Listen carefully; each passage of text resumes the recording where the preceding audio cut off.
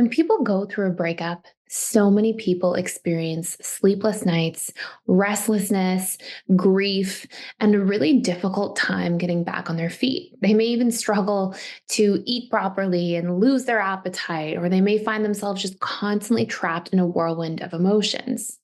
But you have to ask yourself, if you are trying to detach after a breakup, what is it that you are actually trying to detach from?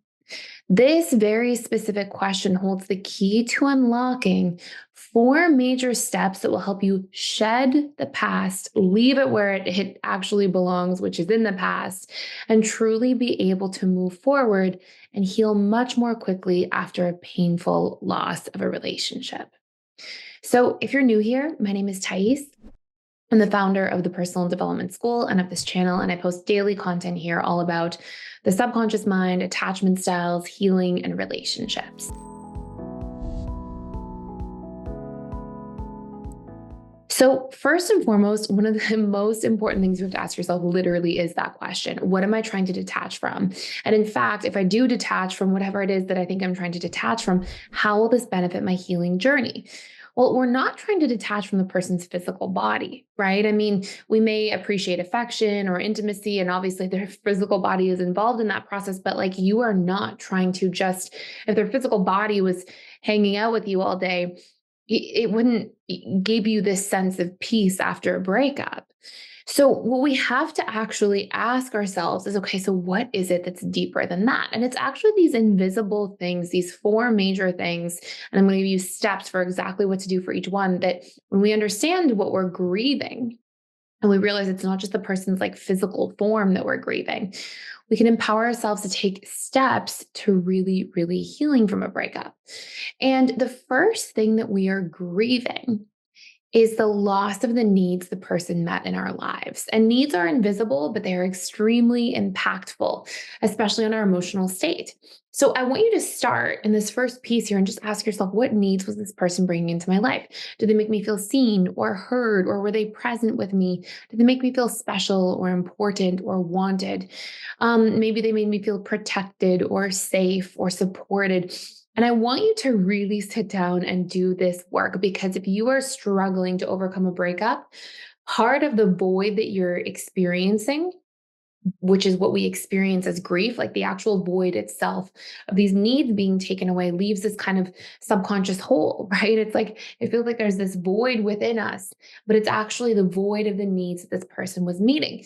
The faster you can double down on meeting these needs in the relationship to yourself and asking for these needs from loved ones around you who you have healthy relationships with, the faster you will start filling that void up and start overcoming the grief. So that's a really important step one. And I want you, if you need to pause this video and take some time to truly consider what those needs are, it's a powerful step en route to healing. Number two, we grieve our identity of who we were when we were with this person. You can think of it as like how you got to express yourself or who you became.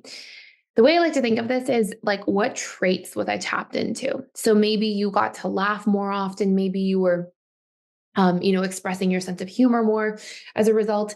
Maybe you found yourself instead being more carefree or spontaneous with this person. And part of what's happening is when this person goes away, that we had this outlet for self expression with in specific ways, we're actually grieving this loss of these traits within ourselves that we feel like we don't have people to express them with. Again, this is part of what makes up the void. When you can sit there and you can say, okay, I'm not spontaneous with anybody else in my life. I have to start doing more spontaneous things, and that will fill up the void. Maybe I do that with my friends or different family members, or maybe on my own, I do more spontaneous things. The more you can do that and fill in that void that way, the faster you're going to start healing. And this is going to be a huge part of this experience. Now, there's two other big parts that have a huge impact on grief. Before I dive into those, if you want to do a whole deep dive into how to heal from a breakup very fast, and how to really detach after a breakup by filling these voids. I have a whole course you can check out fully for free with all of these exercises. There's sheets of the needs, sheets of the traits, so you don't have to kind of come up with them on your own. You can really double down on this fully for free, but just for a limited time, I will put that link in the description down below if you want to check out that free course. Next, We tend to tell ourselves very painful stories after a breakup, and it's part of what keeps us stuck. People tell themselves stories like, I'll never find somebody like this again. Nobody will ever love me like this again. I'm going to be alone forever now. It is all my fault that we broke up. And the more you leave those stories unquestioned, the longer you will suffer. So I want you to, for step 3 here, if you need to take some time and just write out some of these stories you're telling yourself. Notice what you're thinking about on a regular basis, how you're ruminating. And the more you can really question these stories, could something else be true other than this, right? So if you're telling yourself this story, I'm going to be alone forever. Is there any other possibility? What are the other possibilities? The more you journal out those possibilities, you're going to feel layer by layer more and more relief. It was all my fault and that we broke up. Are there other possibilities? How was their shared fault? What fault did the other person also have? As you write those things out, you are going to literally feel relief step by step by step. Okay. And point number 4 is our cost benefit work. I want you to sit down and write out, this is an NLP technique, um, all of the costs of staying with this person. Okay. What are all of the negative sides of staying with this person?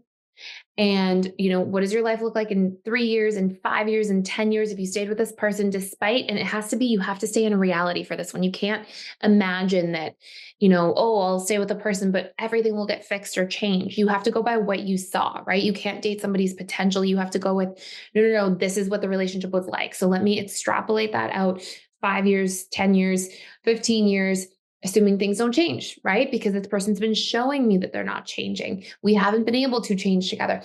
What are the costs of staying with that person in that case? And what are the benefits of giving myself permission to move on and writing out the benefits? And these 4 major things will help you detach from this person by filling the void that they represent, that you're yearning after, because it feels like, they took these pieces of you with them.